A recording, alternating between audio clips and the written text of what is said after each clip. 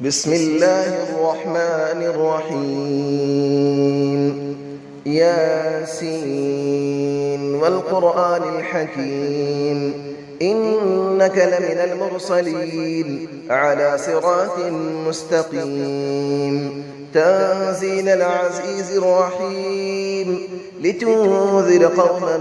ما أنذر آباؤهم فهم غافلون لقد حق القول على أكثرهم فهم لا يؤمنون إنا جعلنا في أعناقهم أغلالا فهي إلى الأذقان فهم مقمحون وجعلنا من بين أيديهم سدا ومن خلفهم سدا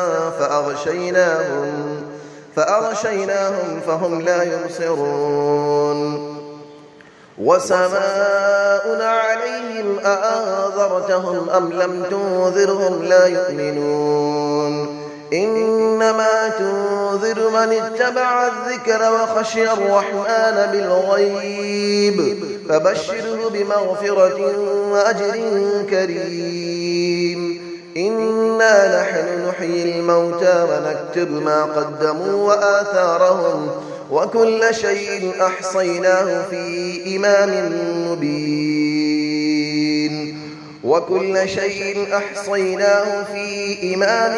مبين واضرب لهم مثلا أصحاب القرية إذ جاءها المرسلون إذ أرسلنا إليهم 2 فكذبوهما فعززنا بثالث فقالوا إنا إليكم مرسلون قالوا ما أنتم إلا بشر مثلنا وما أنزل الرحمن من شيء إن أنتم إلا تكذبون قالوا ربنا يعلم إنا إليكم لمرسلون وما علينا إلا البلاغ المبين قالوا إنا تطيرنا بكم لئن لم تنتهوا لنرجمنكم وليمسنكم منا عذاب أليم قالوا طائركم معكم أئن ذكرتم بل أنتم قوم مسرفون وجاء من أقصى المدينة رجل يسعى قال يا قوم اتبعوا المرسلين اتبعوا من لا يسألكم أجرا وهم مهتدون وما لي لا أعبد الذي فطرني وإليه ترجعون أأتخذ من دونه آلية إن يردني الرحمن بضر لا تغني عني شفاعتهم شيئا ولا ينقذون إني إذا لفي ضلال مبين إني آمنت بربكم فاسمعون قيل ادخل الجنة قال يا ليت قومي يعلمون بما غفر لي ربي وجعلني من المكرمين وما أنزلنا على قوله من بعده من جود من السماء وما كنا منزلين إن كانت إلا صيحة واحدة فإذا هم خامدون يا حسرة على العباد ما يأتيهم من رسول إلا كانوا به يستهزئون ألم يروا كم أهلكنا قبلهم من القرون أنهم إليهم لا يرجعون وإن كل لما جميع لدينا محضرون وآية لهم الأرض الميتة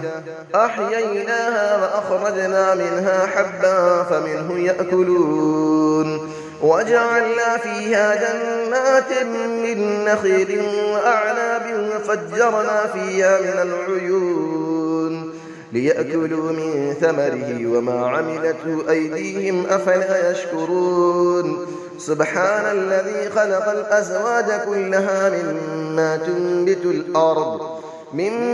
تنبت الأرض ومن أنفسهم ومما لا يعلمون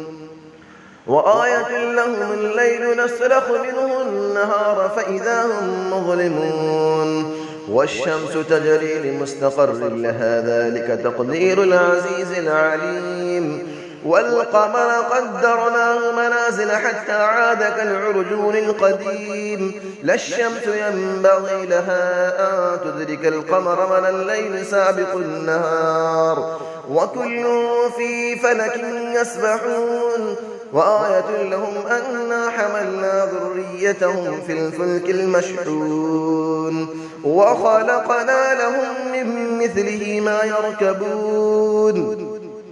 وإن نشأ نغرقهم فلا صريخ لهم ولا هم ينقذون إلا رحمة منا ومتاعا إلى حين وإذا قيل لهم اتقوا ما بين أيديكم وما خلفكم لعلكم ترحمون وما تأتيهم من آية من آيات ربهم إلا كانوا عنها معرضين وإذا قيل لهم أنفقوا مما رزقكم الله قال الذين كفروا للذين آمنوا أنطعم من لو يشاء الله أطعمه إن أنتم إلا في ضلال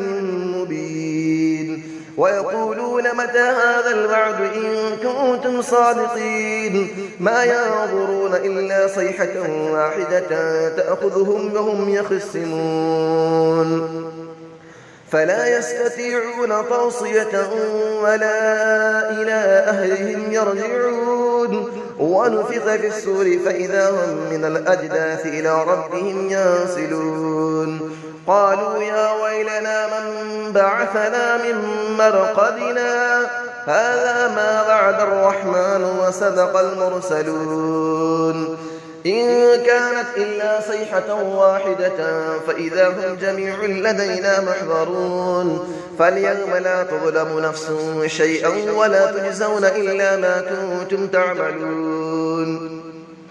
إن أصحاب الجنة اليوم في شغل فاكهون هم وأزواجهم في ظلال على الأرائك متكئون لهم فيها فاكهة ولهم ما يدعون سلام قولا من رب رحيم وامتازوا اليوم أيها المجرمون ألم أعهد إليكم يا بني آدم ألا تعبدوا الشيطان إنه لكم عدو مبين وأن اعبدوني هذا صراط